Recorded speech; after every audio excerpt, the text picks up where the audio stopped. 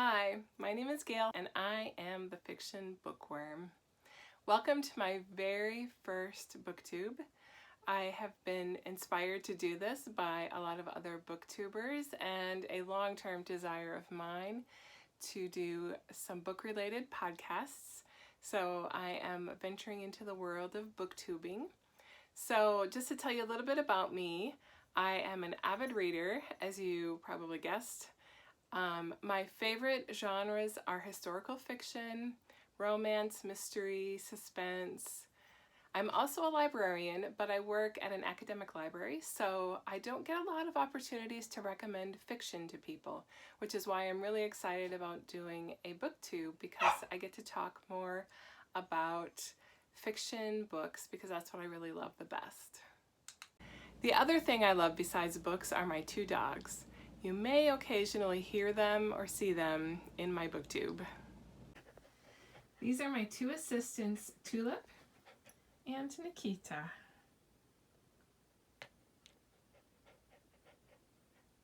So to start my booktube and to give you an idea of what I like to read and what I've been reading so far this year, I decided to take Emma Books up on her open invitation to be tagged to do the mid-year book freakout.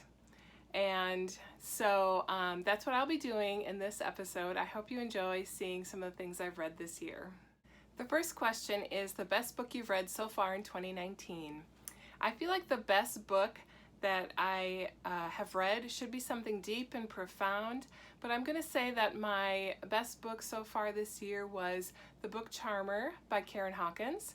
This is something that might be considered women's fiction. It's definitely contemporary fiction, but it's also got a touch of magical realism, and it's about a small town in North Carolina where there lives a librarian who has the ability to hear books and hear what they say. So books talk to her and tell her who needs to read this book.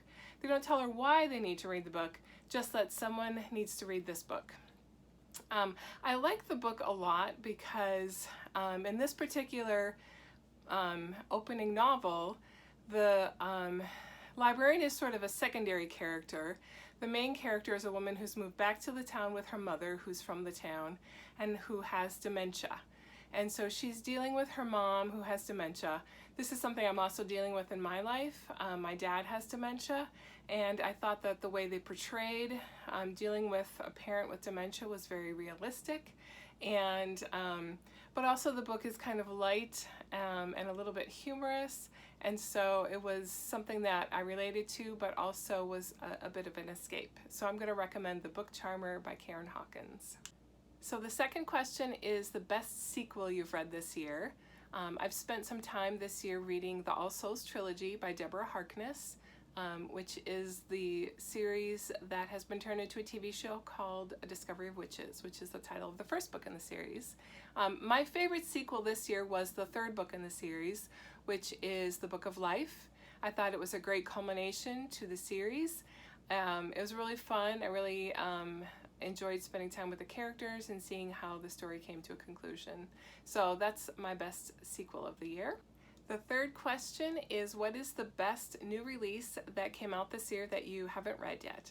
So my most anticipated book for this year, I think, was probably The Summer Country by Lauren Willig. I've read a number of her books and really enjoyed them. This is a historical fiction novel that is set sort of in the middle of the 19th century in Barbados. And I have just had a busy summer. I believe it came out in July, and I haven't had a chance to read it yet, but it is on my ebook reader and I'm hoping to get to it soon.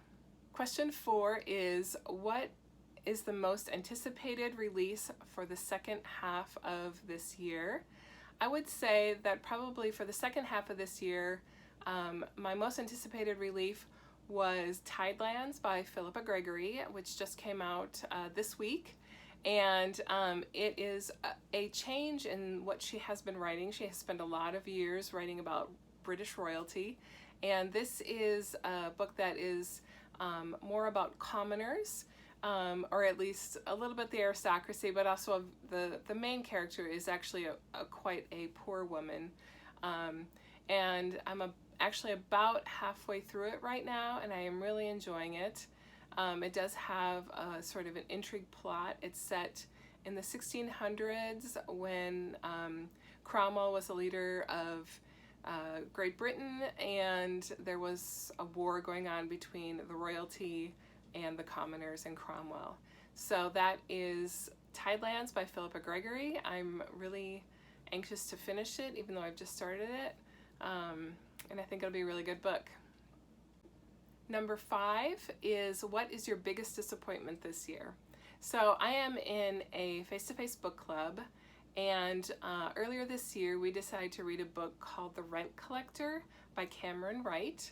And this is a book that is a little bit strange in that it's based off of a documentary that Wright's son produced, set in the dumps of Thailand, I believe.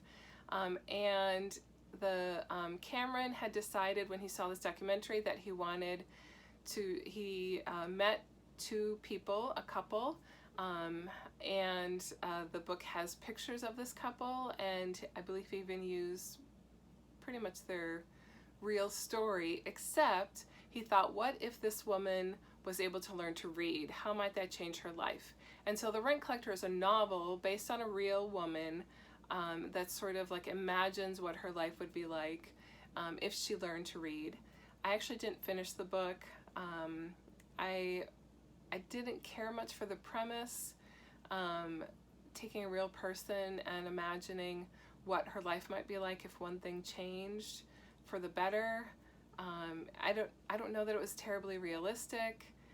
I also have a bit of a bias of men writing female protagonists because I don't feel like they always have a realistic view of what it's like to be a woman. So that was one that I DNF'd because I was quite disappointed with it. Number 6 is Biggest Surprise. And I think my biggest surprise so far this year is that I'm kind of losing my Goodreads challenge. I'm about 8 books behind, which surprises me because I'm usually pretty good about trying to stay on track. I usually don't fall more than 3 or 4 books behind. So I'm hoping to do a challenge in the next about a month where I work on my currently reading shelf on Goodreads to try and catch up, and I will be making a video about that, and hopefully then I can get all caught up for the year. Number 7 is favorite new author, or at least new to me, and for that one I'm going to say Deborah Harkness. I had heard about the All Souls trilogy and A Discovery of Witches before this year, but because I'm not really into vampires, I hadn't ever really considered giving the books a try. So when the TV show came out, I decided to give the books a try, and I really enjoyed them. I love the fact that this is a series that starts with a book in a library that is mysteriously missing in real life, and there's magic attached to it in the story. It's set in another world that is very well developed and well written. And so Deborah Harkness is definitely my favorite new author this year. You probably hear me mention her a few times in this video. Number 8 is my new fictional crush. And I would say my new crush this year is Marcus Whitmore. And Marcus is a character, a secondary character in the All Souls trilogy. But he is the main character in Deborah Harkness's 4th book set in the All Souls world, which is Time's Captive. I haven't finished the book yet, but I really fell in love with Marcus probably in book 1 of the trilogy, and so I'm looking forward to finishing Time's Captive and learning more about him. Number 9 is my new favorite character, and again, I had a really hard time picking one new favorite character from the books I've read so far this year. So I would say from the All Souls trilogy, I have so many new favorite characters. Isabeau, Emily M., Sarah, Hamish, I could go on. That world is filled with so many great secondary characters that you just want to get to know better. So I have a lot of new favorite characters this year from the All Souls trilogy. Number 10 is a book that made you cry. And for that, I'm going to talk about a recent release. I had read the advanced reader copy for this book and it just came out at the beginning of August. It's called The Winemaker's Wife by Kristen Harmel. She had a book come out maybe a year ago, I think, or maybe a little bit more, called The Room on Rue Amélie. I have read both those books and really enjoyed them both. I especially love The Winemaker's Wife. It's similar to The Nightingale, but it has sort of a dual timeline story. And dual timeline stories are my absolute favorite. I love historical fiction, but I also love when they intersect with the modern world, and that's what The Winemaker's Wife does. It's a story about three women. Two of the women are living through World War II during the Nazi occupation of France in the Champagne region. They both are married to men who own and work at a vineyard, and they're trying to continue making wine all through the war. And one of the women is Jewish and the other one is French, and it's just about what happens to them, but then also how there's a modern day woman in the story, and she interacts with the story in trying to find out about her grandmother's past. And so part of the mystery of the story is, how does this modern day woman and her grandmother tie into this World War II story? And I really loved it, and it made me cry, and I do recommend it. Number 11 is a book that made you happy. And so I would say my book this year that I read that made me happy is called The Accidental Beauty Queen by Terry Wilson. I got this through a book club selection, and it was a very fun read. It's about a librarian who is a twin, and her twin sister is a beauty queen and a YouTuber, and she is sick and unable to participate in this beauty pageant that she's joined, but she asked her twin sister to come sort of bail her out, participate in a few of the events, in hopes that she will get better and be able to participate in the contest herself. And so there's just a lot of really great elements to the story that made it fun, but also very reflective. So the really reflective part was sort of like the conflict between the main character with herself, trying to overcome her own shortcomings or her own ideas of her own shortcomings. She doesn't feel beautiful even though her identical twin sister is beautiful. She sees herself in a new light as she talks to her parents about herself when they think she's her twin sister. She finds a little bit of romance. She takes care of her sister's dog. It's just a really, really cute story, and it was a lot of fun, and it made me very happy. Number 12 is the most beautiful book you've bought or acquired this year. And so I am going to again say the All Souls trilogy, mostly because they are really beautiful. So I watched the TV show first, and then I decided, okay, I'm going to read the book. So I went out and I bought all three of the hardcover books, which are just gorgeous. I love how they have on the spine of the book the beautiful skylines of the city where the books are set. Hopefully you can see them. They're just gorgeous. So I really love these books and how beautiful they are, and it was really a nice way to treat myself during a difficult month with some really beautiful books. Number 13 is, what books do you need to read before the end of the year? And so I have a very long TBR yet for the rest of the year, and so I'll show you some of these books, and I'll probably be talking a little bit more about them in future videos.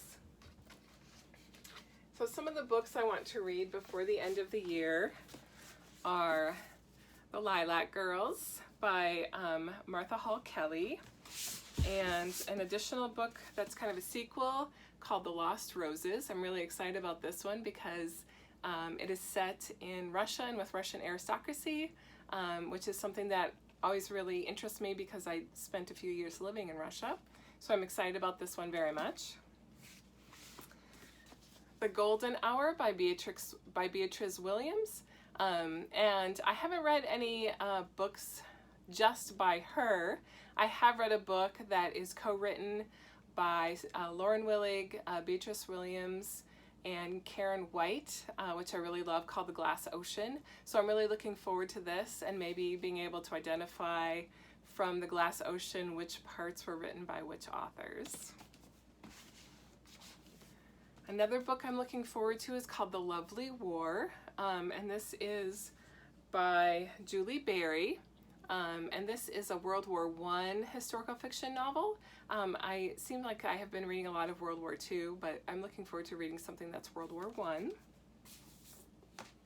I also have a few other books that I haven't finished, that I've started reading but haven't finished, so I really want to finish I Think You're Wrong, But I'm Listening. The Lost Queen by Senia Pike. And The Impossible Girl by Linda Kang. So thanks for joining me in my very first booktube. I will have links below for the video that I was tagged in for this book tag, and I will also have a link to my book blog if you want to see. I have some of the books. I will have a transcript for this particular video on my book blog, as well as a few book reviews for some of the books that I mentioned today. So please make any comments that you want below, and especially if you decide to read any of the books that I mentioned, I would love to hear what you thought about them. So thanks for joining me, and goodbye.